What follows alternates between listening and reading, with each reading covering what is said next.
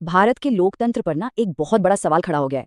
विपक्ष का दावा है कि चुनाव आयोग की नाक के नीचे एक वोट चोरी फैक्ट्री चल रही है। चलिए आज इसी सनसनीखेज आरोप की तह तक चलते हैं और समझने की कोशिश करते हैं कि आखिर माजरा क्या है। तो ये जो बयान है, ये कोई छोटा मोटा इल्जाम नहीं है। विपक्ष के नेता का ये बयान सीधे सीधे देश की चुनावी संस्था पर एक बड़ा हमला है और यहीं से इस पूरे राजनीतिक टकराव की बुनियाद रखी जाती है। तो आरोप आखिर है क्या? देखिए, दावा यह किया जा रहा है कि एक सोची समझी साजिश के तहत सॉफ्टवेयर का इस्तेमाल करके वोटर्स के नाम लिस्ट से हटाए जा रहे हैं। और निशाना कौन बन रहा है? खासतौर पर वो लोग जो विपक्षी पार्टियों के वोटर्स माने जाते हैं। नहीं, यहाँ बात कुछ छोटी मोटी गड़बड़ियों की नहीं हो रही है। आरोप लगाया जा रहा है एक बहुत बड़े सेंट्रलाइज्ड ऑपरेशन का, जिसे चुनाव के नतीजों को प्रभावित करने के इरादे से चलाया जा रहा है। अब इतने बड़े दावे को साबित करने के लिए कोई सबूत तो चाहिए, है ना? तो इसके लिए कर्नाटक के आलंद विधानसभा क्षेत्र का एक मामला सामने रखा गया और उसे 100% बुलेट प्रूफ सबूत बताया गया। तो पहला सबूत देखिए, ये नंबर 6800। आरोप यह है कि इतने सारे वोटर्स के नाम हटाने के लिए फर्जी एप्लीकेशंस डाली गई और मजे की बात ये कि उन बेचारे वोटर्स को इसकी कानो कान खबर तक नहीं थी। लेकिन असली चौंकाने वाली बात है इसकी रफ्तार। मतलब दावा यह है कि सिर्फ 36 सेकंड में दो मुश्किल वोटर डिलीशन फॉर्म भर दिए गए। अब आप ही सोचिए, इसे ऑटोमेशन यानी किसी सॉफ्टवेयर के इस्तेमाल का सबसे बड़ा सबूत क्यों माना जा रहा है? क्योंकि किसी इंसान के लिए इतनी तेजी से यह काम करना भाई लगभग नामुमकिन है। और इस शक को और भी पक्का कर देती है एक और जानकारी। वोट हटाने की प्रक्रिया के लिए जो ओटीपीज जनरेट हुए वो कर्नाटक के बाहर के मोबाइल नंबरों से हुए थे। मतलब ये कोई लोकल लेवल की गड़बड़ी नहीं थी, बल्कि इसे कहीं दूर से एक सेंट्रलाइज तरीके से चलाया जा रहा था। तो देखिए, आरोप सिर्फ वोट हटाने का ही नहीं है। आरोप ये भी है कि जब जांच शुरू हुई तो उसमें मदद नहीं की गई। ये जो टाइमलाइन आप देख रहे हैं, ये यही कहानी बताती है। फरवरी 2023 में एफआईआर दर्ज होती है और फिर कर्नाटक का सीआईडी महीनों तक चुनाव आयोग से जानकारी मांगती रहती है। 18 महीने बीत गए, 18 चिट्ठियां भेजी गईं, लेकिन आरोप है कि जांचकर्ताओं को पूरी जानकारी मिली ही नहीं।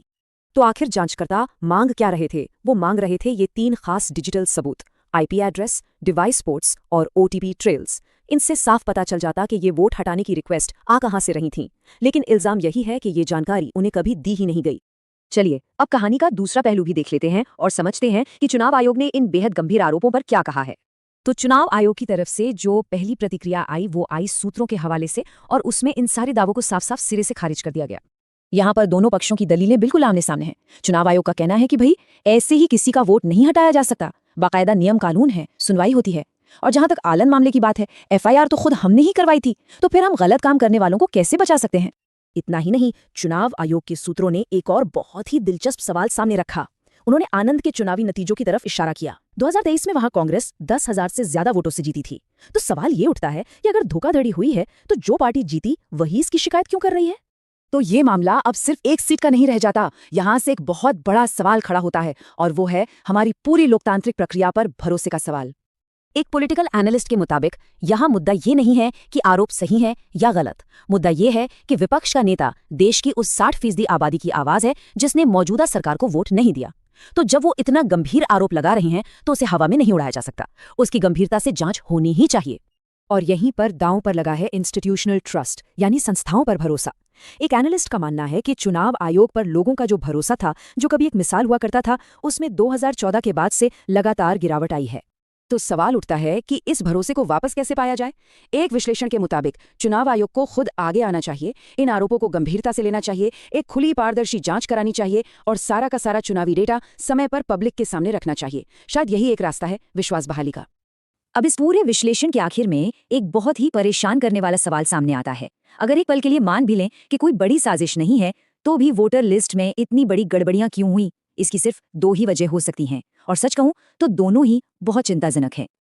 तो ये दुविधा है क्या ये घोर अक्षमता है? मतलब क्या सिस्टम इतना टूट चुका है कि वो अपना काम ही नहीं कर पा रहा, या फिर ये जानबूझकर की गई हेराफेरी है? एक एनालिस्ट के मुताबिक इन दोनों में से कोई भी जवाब चुनाव आयोग के लिए अच्छा नहीं है। देखिए, दोनों ही सूरतों में नतीजा एक ही है, उस संस्था पर से भरोसा उठना जिसकी सबसे बड़ी जिम्मेदारी भारत के लोकतंत्र की रक्षा करना है। एक तरफ अगर ये नाकामी है तो ईसीआई की काबिलियत पर सवाल उठता है, और अगर ये हेराफेरी है तो उसकी नीयत पर, उसकी ईमानदारी पर सवाल उठता है। और यही इस पूरी पड़ताल का सबसे बड़ा सवाल है। ये हमें एक बुनियादी सवाल पर लाकर छोड़ देता है। जब किसी देश की सबसे जरूरी संस्था की साख पर सवाल उठने लगे और विपक्ष धोखाधड़ी के आरोप लगाएं, तो फिर जनता के भरोसे को वापस बहाल करने की जिम्मेदारी आखिर किसकी है? चर्चा पसंद आई हो तो लाइक करें, शेयर करें और हमारे चैनल अंतर्दृष्टिकोण को सब्सक्राइब करें। धन्यवाद। मिलते हैं अगले किसी और विषय के साथ।